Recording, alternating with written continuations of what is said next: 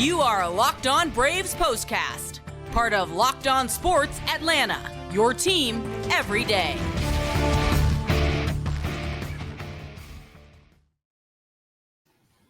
Hello and welcome into the Braves Postcast. I'm Grant McAuley. He is Jake Mastroianni, and we come your way after a comeback win for the Atlanta Braves. Those have been a little bit fewer and further between. The clutch hits, the crooked numbers. What did we see the first night in Washington? We're going to talk all about it on this edition of the Braves Postcast. Of course, part of the Locked On Podcast Network, your team every day. Make sure you hit that thumbs up, subscribe right here to Locked On Sports Atlanta on YouTube, and subscribe to Locked On Braves wherever you get your podcast. Today's episode brought to you by Game Time. Download that Game Time app, create an account, use the code LOCKEDONMLB. You'll get $20 off your first purchase, and of course, terms apply. Jake, I feel like this was a little bit more of what you'd like to see from the Braves. It doesn't have to be quantity. It doesn't have to be blowout wins. Timely hits and good pitching, of course, which has kind of been the hallmark of this club this year. That can lead to some pretty good things like, I don't know, a 5-2 win in comeback fashion over the Nationals. Yeah, I mean, as rough as, the first 6 innings were in this game, it doesn't matter. If you outscore your opponent in the first 6 innings or the last 3 innings, as long as you come out with more on top than them in the end, that's all that really matters. But, yeah, you can get it done in different ways. And the offense, took their time, but were able to get the runs needed. And Lopez pitching did their job once again. Yeah, they did. And we're going to talk a lot about Reynaldo Lopez, and for good reason. I mean, I know he made a couple of mistakes in this game, but those have been few and far between this year. Another quality start for him, but I think we kind of have to talk about what went on with the offense, because just when it seemed like it was shaping up like another one of those games where the margin of error was going to be razor thin for Reynaldo Lopez or some other Braves starting pitcher, the offense broke out. Adam Duvall, a 2-run homer to tie it up. Austin Riley, a clutch hit to untie the game. Marcel Ozuna, the exclamation point. I don't think we can be surprised that he was in the middle of all this stuff, but a few different Braves coming through in key moments late in a game, that's the kind of thing you need to see a lot more of. It is, and now you look at the end of the game, and, the top 5 hitters in the lineup all had a hit. Marcel had 2, but we've come to expect that from Marcel Ozuna at this point. But, it's more like it. It's guys at the top, getting it done, getting on base, getting a big clutch hit there, that one from Austin Riley. It's not the best hit ball that he's going to have, not the best hit ball he had in this game, but still, I'm sure that had to feel great for him. I know he talked about it after the game, but just, be able to come through clutch in that moment, a 2-out, situation, be able to come up with a big hit there to give the Braves the lead. And then Marcell Ozuna doing what he's done all year long. But that at bat in particular for Austin Riley, somebody that's, like I said, he got off to a hot start in May and it looked like things were turning a corner. Then he's out for 2 weeks. He's really been struggling coming back to kind of get back on track. He didn't get a rehab assignment, even though he was out 2 weeks, because he never went on the injured list. So he's been trying to feel his way back while batting second in the lineup, which is new for him now. So for him to get that hit, I thought that was very key for him in this game. Yeah, I mean, it's a line drive in the box score, I guess. That's the old cliche. But, of course, as the necessity of batting Austin Riley second is what Brian Snitker's kind of trying to deal with. I mean, I feel like if you can take an Austin Riley, who was swinging the bat pretty well prior to the 2 weeks that he just had to sit and watch with that side issue, put him in front of Marcell Ozuna and see if he doesn't see some better pitches. That's a pretty sound philosophy. Unfortunately, whether it's Austin Riley, it's been Matt Olson at times, of course, Michael Harris, Ozzie Albies, Sean Murphy's going through it, I think, right now. Pretty much everybody not named Marcell Ozuna has gone through a couple of weeks, 3 weeks, a month-long stretch where they're just not getting the results that they're accustomed to. I was looking at Austin Riley's StatCast page, Jake. I don't know if you've looked at it recently, and you certainly don't have to pull it up right now unless you'd really like to. But a lot of the peripherals that you'd expect would be leading to some better results this year. But he's just one of many Braves who, despite hitting the ball hard and doing so consistently, hasn't really been finding the results that one would come to expect from him. Putting all of that aside, it doesn't matter what the hit looks like. He'll take whatever he can get. And, of course, getting it done in a key spot also counts. Nats got to Reynaldo Lopez for back-to-back home runs in the 6th inning. That's very uncharacteristic because in his first 10 starts of the year, Reynaldo Lopez had allowed exactly 2 home runs. Wouldn't you know it, the Nats went back-to-back against him, and it doesn't feel unsurmountable, but the way things have gone really since the 1st of May or last week of April, wherever you want to track it back to, when the opponent gets a couple of runs and it's getting late in the game, you just kind of have to start wondering and maybe worrying a bit about whether or not the Braves are going to be able to string together the hits and get the key hits to be able to come back from even a 2-run lead. And that sounds like the weirdest thing that you can possibly say about a club with this many sluggers. It is, but I mean, especially with the way those first 6 innings of the ball game looked, I mean, just wasn't anything happening. I mean, they were getting no hit for a while there. Had a perfect game going for a while there, did Mitchell Parker. And when you fall behind 2-0 like that, it just, even I felt like, okay, is this going to be another one of those games? So that's why I thought it was important. I talked about it the other day. You needed that game where the pitching, not like the pitching was bad in this one. I've been looking more for that game where the pitching doesn't have it and the offense has to come back. But, this was a situation where they were down late. I mean, going into the 7th inning, there's only a 2-run deficit, like you said, but that feels really big with the way the offense has been lately. So for them to just bounce back right after that, the next top half of the inning, the next half inning to tie it up and then pitch another 0 out there from the pitching staff and then get 3 runs, it feels like a big momentum shift for the Braves, who hadn't scored in what felt like years after getting shut out on Wednesday for the first time in a while in the regular season. It just felt big for this Braves team. And look, I know the first 6 innings weren't great for the offense in this one, but at least it felt like they had somewhat of a game plan against Mitchell Parker in this one. The game on Wednesday against Pivetta was so frustrating because, and Pivetta's good and he's a good strikeout pitcher, but they were off on the fastball. They couldn't time up the curveball or the sweeper. It just felt like every batter was in between and just couldn't, at some point you have to eliminate a pitch, and they were just off on everything.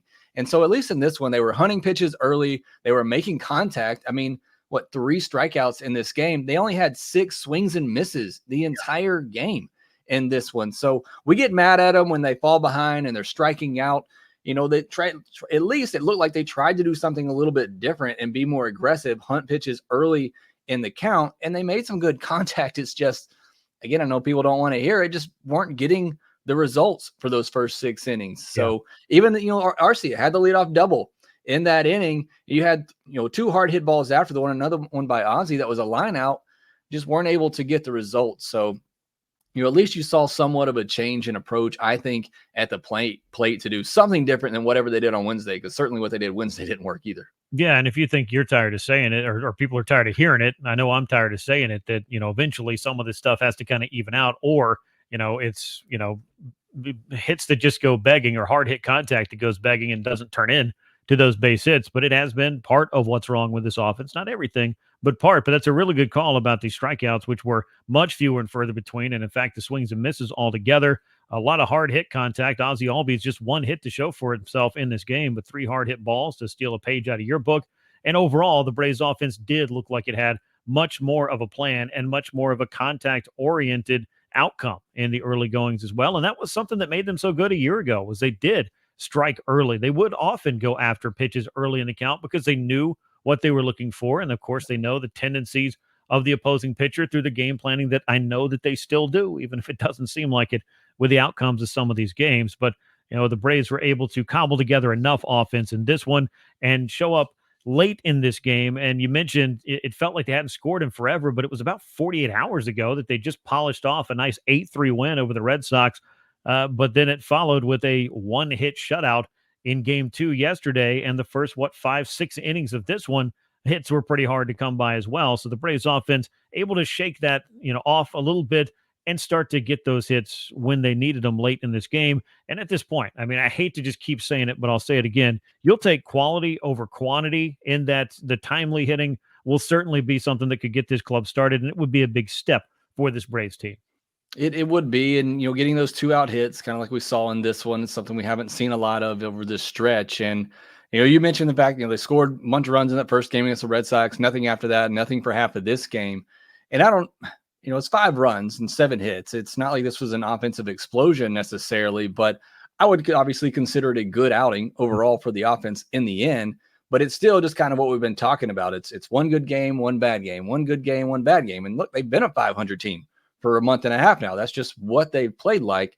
So you still just want to see them kind of get on a run here. But like I said, I thought this was good just in the fact that they had nothing going for 6 innings. And then finally, they kind of stuck with their game plan. They still were aggressive late in the game. It's just they started making better contact, started getting better results. And, again, at the end of the day, they scored 5 runs. And with this pitching staff, the way it's been, that's going to win you a lot of baseball games. It sounds like a conversation that we were having way back in spring training. I mean, if you keep the opponent under wraps, I mean, you're probably going to get about 5 runs to work with. It's not a tall order at all. But this game, it's kind of a microcosm of the season as well, because just like those two Red Sox games were one good one, one bad one. This was almost 2/3 of a game in which they couldn't figure it out. And then two big innings that helped the Braves exactly when they needed it because the pitching kept them in the game. That has been a thing. If you're looking for quality and quantity, you can look no further than Marcell Ozuna. 18th home run, 55 runs batted in now. Both those totals lead the National League. Top 5 in Major League Baseball overall. If you look at top OPSs in baseball, you got that Aaron Judge guy, somebody named Juan Soto, and then you'll find Marcell Ozuna, the only 3 hitters in baseball as of the close of this game with a 1,000 or better OPS. That's some pretty good company, but Jake, we've watched Marcell Ozuna all year long. He has been setting the tone for this offense. In fact, he's had this offense on his back for over 2 months now. He has. And I mean, for Ozuna in particular, now we're looking at, a year plus. We're looking at a year and a month that he's been doing this now. So, I mean, it is no fluke at this point. It's who he is. And it's great to see. I know you posted it on X. I saw other people posting it. Where would this team be without the contributions from Marcell Ozuna? I mean, it's just crazy to think about. Obviously the pitching has done their part in helping the Braves get through this struggling time offensively, but I mean, there would hardly be any offense at all if it weren't for Marcell Ozuna. I know they showed the graphic during the game about, how he has the percentage of home runs and RBI that he has for this Braves team. And it's just incredible to see what he's been able to do. And, he can back up to that 1,000 OPS. We'll see if he gets the start at DH in the All-Star game as All-Star voting is underway. Obviously got a lot to come over there with Shohei Ohtani, but I mean, he is, I said it, if you're looking at just value, and that's what's in the middle of MVP is valuable. I just can't imagine there's anybody that's been more valuable to their offense this year than Marcell Ozuna. Yeah, I mean, you can make cases for a lot of players on a lot of different clubs, and I get it's subjective in a lot of ways, but Marcell Ozuna's contributions to the Braves here in the first 2+ months have been as big as anybody for any team in baseball, and I would put him up against anybody to this point. When we come back, we are going to talk a little bit more about what Reynaldo Lopez was doing, dive in a little bit more to the timely offense that the Braves had in this one, and of course, get you set up for Game 2 of this 4-game series. It all comes your way as the Braves postcast continues.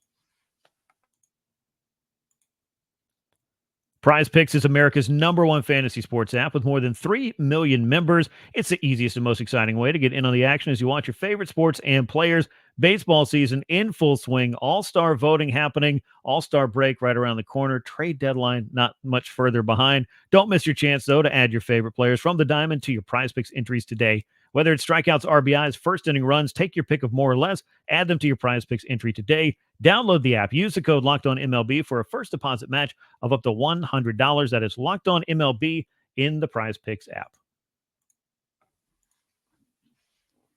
Let's get into the line score and the box score of this game for the Braves, who improve to 35-25. Once again, 10 games over 500, even though it has not felt like it for well over a month for this club. They have found a way to remain at least competitive. Braves picking up that win with 5 runs on 7 hits. No errors for Atlanta, just 3 men left on base. The Nationals just 2 runs on the solo homers, 6 hits, no errors. They left 4 men on base, and the Nats are now 27-35. Winning pitcher in relief is Aaron Bummer. I don't think we've talked enough about how good he's been out of the Braves bullpen. I know it was tough luck early, but he's been a very nice contributor and is an extremely important arm with A.J. Minter down for the time being, and we'll update his status a little bit later as well. Joe Jimenez came on, grabbed a hold. Raisel Iglesias, his 16th save of the year. Hunter Harvey taking the loss. He allowed the 3 runs that the Braves scored in the 8th inning to go ahead for good. The Austin Riley run batted in, and of course, the 2-run homer from Marcell Ozuna and Adam Duvall. We didn't talk about it a ton, but he had a rather important 2-run homer in this game, so let's talk about that right now. We know that the Braves and Brian Snitker are having to basically use what you got. Snit said after Ronald Acuna Jr. went down that, hey, the 26 men that we have is what we have to work with. We still believe in these guys. We're happy to have Adam Duvall. He's come through a time or two this year and quite a few times in a Braves uniform, but that 2-run homer in the 7th inning, I think it felt as big as a home run on June the 6th could feel. Yeah, it certainly did. Again, after you had just given up back-to-back home runs to fall behind 2-0. And again, just where this team is, that felt somewhat insurmountable, and that shouldn't be the case. But then Duvall puts them right back in there with that 2-run home run. And look, I love Adam Duvall. He's a replacement player. He comes in if you got somebody injured, and you feel like you can trust him to come up with some big hits. He's got 6 home runs this year. It feels like he doesn't give you much in between. He's batting 5th in the lineup today. Obviously, with all the injuries they have. But this is what Adam Duvall can do, especially against lefties this year. He's been able to show some power and plays good defense out there. So again, you could do a lot worse when you lose, a Ronald Acuna Jr., or like with the Kelnick being out tonight, putting in Adam Duvall, who, at the very least, he's gonna have a stretch where he can hit a bunch of home runs for you. And that's obviously big, because when the Braves get those home runs, as we know how potent they can be and how they can rack up the win. So I got that big power from Adam Duvall, and it came up big tonight. Yeah, and Adam Duvall can do that. It's one of the things that the Braves wanted, was to have somebody who could give you that power off the bench or in place of somebody should they get injured. And unfortunately, the latter was the case. I believe that home run for Duvall, his 6th of the year, that one coming off Parker, the lefty, makes all 6 of his home runs against left-handed pitchers this year. I was making sure that was the case. So whoever and whatever the split may be, Adam Duvall is going to get opportunities, righties and lefties, over in right field for the Braves. You mentioned Jared Kelnick out of the lineup. That gave Brian Anderson his first look in a Braves uniform. Couple of hard hit balls. He can play all of the corners, both in the outfield and in the infield if you needed him to, with more time at third base, I think, than anywhere. Didn't really factor in this game, but a look at Brian Anderson, who the Braves signed a couple of days ago to add a little bit of versatility. And I think we've talked more about the 26th man on the roster, or 25th if you want to get technical, than I thought we would all year long as well. But that's kind of just what the 2024 Braves have given us in a grab bag of fun.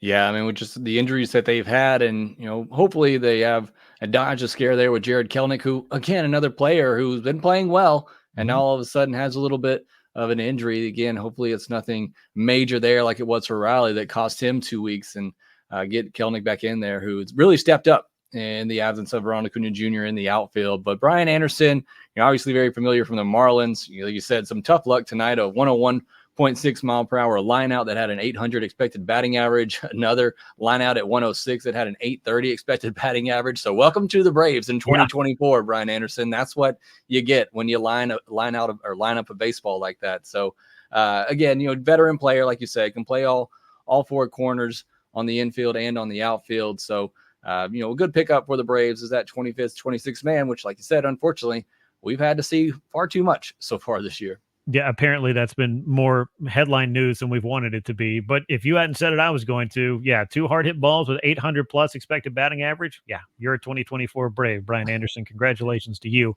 I am sure, though, all kidding aside, that he is happy to jump into a major league opportunity with a team that has postseason aspirations, and maybe he'll be able to help the Braves out in getting those done. One man who has been doing his job about 6th day, let's be honest, maybe every 5th, 6th day, Reynaldo Lopez, 6 innings of 2-run ball, back-to-back home runs. Again, very uncharacteristic of Reynaldo. He allowed those in the 6th inning of work. 1 walk, 7 strikeouts, was still pumping 98 at the end of the game.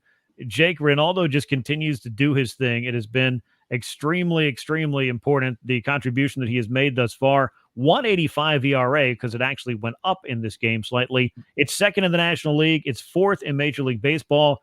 I just got to ask, who saw this coming in spring training? Yeah, I don't think anybody did. I mean, a lot of us were skeptical if he was going to get the 5th starter job over Bryce Elder coming into spring training. I myself said when the Braves signed him, they were going to try him as a starter. Even I thought, that's not going to work. He'll end up being a great piece in the bullpen. But, he has been outstanding, even more than that, in the starting rotation. It feels like it's 6 innings, 2 or less just about every time out there for him, and was cruising through 5 innings in this one, and then gave up 4 straight hits to begin the 6th inning. Luckily, he was able to get out of a jam after he gave up those 2 home runs and had 2 on with nobody out. But he's just pumping 58% four-seam fastballs in this one as well. The Nationals are not a team that's going to strike out a lot. So just pumping strikes in there, trying to get some of that weak contact and keeping them off balance a little bit, with that slider that's been so good. But 9 whiffs on 45 swings, that's not a huge number. Like I said, the Nationals don't swing and miss a lot. They put the ball in play. And he's just, the one thing I was really concerned about was the command with Lopez. And, start like this in a team that, can walk and will put the ball in play. You really didn't see that from him. And he pounded the strike zone and made them earn it. He still had 7 strikeouts, again, for a team that doesn't strike out a lot, and 86 pitches through 6 innings. So, I keep saying regression's going to happen at some point. I feel like I've been saying it for over a month now, and he still just goes out there and does this. Now, will he have a 1.85 ERA? at the end of the season, I don't know. But again, at this point, who am I to say? Because Lopez just continues to go out there. And like I said, 6 innings of 2 earned or less. Just seems like that's what you're going to get from him. Yeah, and you have different contributors at different times that are part of a team's success. I mean, again, to your point, you can't expect a 185 ERA out of the guy over 30-plus starts. I don't think anybody's expecting that. Reynaldo Lopez may be expecting to do really well, but either way, that's a pretty high bar that he set in this first couple of months, his 11 starts in a Braves uniform. They have been able to kind of stretch out the time in between outings. He's only had to start once on 4 days rest all year. I thought that's pretty fascinating over those first 10 starts, and the Braves have taken advantage of some well-timed off days to reset their rotation. They've also brought up arms as they've needed to, with, of course, the fifth spot being a bit of a question mark. But Reynaldo Lopez has more than held up his end of the bargain, and he is obviously much more than the Braves' fifth starter, which is the job that he won back in spring training. He has been a big-time contributor to the pitching staff that is carrying this Braves team through the first 2+ months. Orlando Arcia broke up the no-hit bid for Washington and for Parker. That was a pretty important thing because the Braves had gone, about a game and a half plus with just one base hit. Not a great showing, obviously, in getaway day in Boston. The Braves racked up a lot of hard hit balls in this one. I mentioned Ozzy Albies leading things off with 3 of those. Brian Anderson had the 2 that you mentioned. And as you look at the top of that box score, at least you had some hits 1 through 5 in the order. You'd like to see a lot more of that. And you need these guys. I mean, the name value guys in the Braves lineup, and that's Albies. Riley, Ozuna's been doing his part, but I'm just going to throw him in there. Matt Olson, and, if you can get Duvall, Sean Murphy, Michael Harris going a little bit, this could be a very dangerous offense, and it could happen that quick. As good old JR would say, quicker than a hiccup. But we've been waiting quite a while. We have been waiting a while, but I mean, it just still is one of those things. You know what they're capable of, and it's just we're waiting. And again, it's one of those things where I'm going to need to see it over long stretches, before we finally get there. But a lot of people are trying to make comparisons to the 2021 season. One thing I remember about that season, everybody talked about the players they brought in, but you go back and look, the regulars turned it on in those last couple months of the season. They started hitting like we thought that they could, and it just helped that you had some nice complementary pieces to come in and help out. But it was really the core guys that started going and hitting like they're capable of. So, that's going to be the key for this Braves team. They got to get Riley. Olson's been good for a little while now. Ozzy, Sean Murphy, Michael Harris, got to get these guys going, and then the rest will kind of, work itself out. I mean, then you're not so dependent on looking at Arcia's 232 average or Duvall's 195 average. You're not worried so much about that because your key guys are doing what they're supposed to do. Yeah, and that's what you hope. I mean, by the time that the Braves got into that second half and got things rolling, Soler, Duvall, Rosario, after a month sitting on the injured list, they all played big parts. And by the time you got into September, Jock Peterson wasn't even playing altogether that much. He was kind of just that big pinch hit option that you had off the bench, which, by the way, is pretty important. And I think he showed that in the postseason as well. But, whether this season ends up with the magic of 2021 is yet to be determined. But the Braves need to get this offense going in order to make those dreams into a reality. There's just no two ways about that. When we come back, we will get set for Game 2 of this 4-game series. It comes your way on Friday night up at Nationals Park as Chris Sale is on the mound. We'll talk a lot more about that, give you a couple of injury updates right after this on the Braves Postcast. Game Time is now an authorized ticket marketplace of Major League Baseball, which makes getting tickets even faster and easier. Prices on the Game Time app actually go down the closer it gets to first pitch with killer last-minute deals, all-in prices, views from your seat, and their lowest price guarantee. Game Time takes the guesswork out of buying MLB tickets. Game Time has the last-minute deals where you can save up to 60% off buying tickets for sports, concerts, comedy, theater, and much more. Take the guesswork out of buying tickets to everything with Game Time. Download the Game Time app, create your account, use the code LOCKEDONMLB. You'll get $20 off your first purchase. Terms apply. Just create that account, redeem the code. Again, that's LOCKEDONMLB for $20 off. Download that app today. Game Time, last-minute tickets, lowest price guaranteed. Game 2 of the series comes our way on Friday. It's a 6:45 p.m. Eastern Time first pitch. Can Atlanta take control of this series, Jake? I think that's the question here. The Nationals took 3 out of 4 from the Braves over at Truist Park on the recent homestand. It'd be really nice to hand them what we call in the business a receipt for going into their home park and taking a series like that. The Braves could turn right back around and do it to them. They could. And, to be honest, they need to. I mean, you got to get things going in the right direction. These are series that you should win. And they, it's one of those TCB games, Grant. We talked about it a lot last year because they did it a lot last year. You got to take care of business. in this one. They didn't do it at home. So like you said, kind of get some revenge on the road and, taking a 2-game lead in this series. And then you're set up with the pitching staff in this one. You got your top 4 going. So again, they are better than the Nationals. They should be. They just need to play like it. The record says that they are, regardless of how some of the results have been for this Braves offense. And, you can see, as I've got it on here, I'm trying to bring some of the mojo from the last couple of years back. You can win ugly. You can't lose pretty. And I think the 2024 Braves may be proving it a little bit more than that 2022 squad was when I coined this phrase. But putting all of that aside, a couple of injury updates. AJ Minter, according to Justin Toscano of the Atlanta Journal-Constitution, feeling good. May end up getting at least one rehab outing or a live BP before the Braves activate him. But it looks like he's on pace to rejoin the club when those 15 days are up.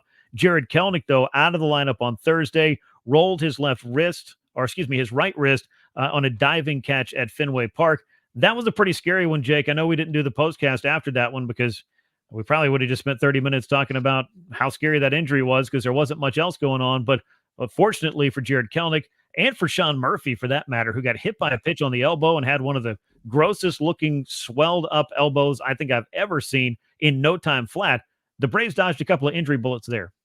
It certainly seems like they did. Now, I'm sure neither one of those guys feel great right now, but it seems like they did avoid at least major injury or time on the IL. Like I said, I hate it for Kelenic because I feel like he's been playing really good now, getting in this everyday role, and I want to see that continue. And, we're over 2 months into the season now. He made some pretty big swing changes coming over to the Braves, so hopefully you're starting to see him get more comfortable with that. And again, with the everyday playing time, he's come up big for the Braves. So hopefully he doesn't have to miss a lot of time. For Sean Murphy, he just needs time on the field. I mean, been out since opening day as a catcher. You're not going to play every day anyway. So he's just trying to find that timing and get back into a groove there. But, once he does, again, we talked about it, he can bring that power to this lineup as well.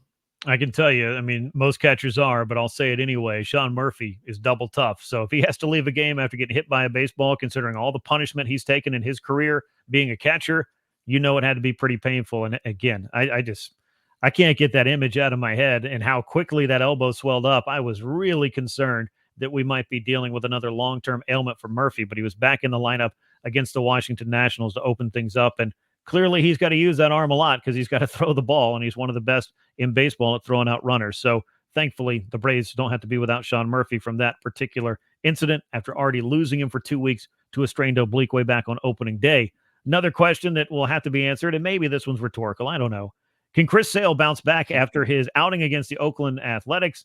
It wasn't a good one. In fact, it was his worst in a Braves uniform, and Chris Sale sat up on a podium and said, "You're looking at the reason that we lost." I don't think Chris Sale wants to give another post-game media availability like that.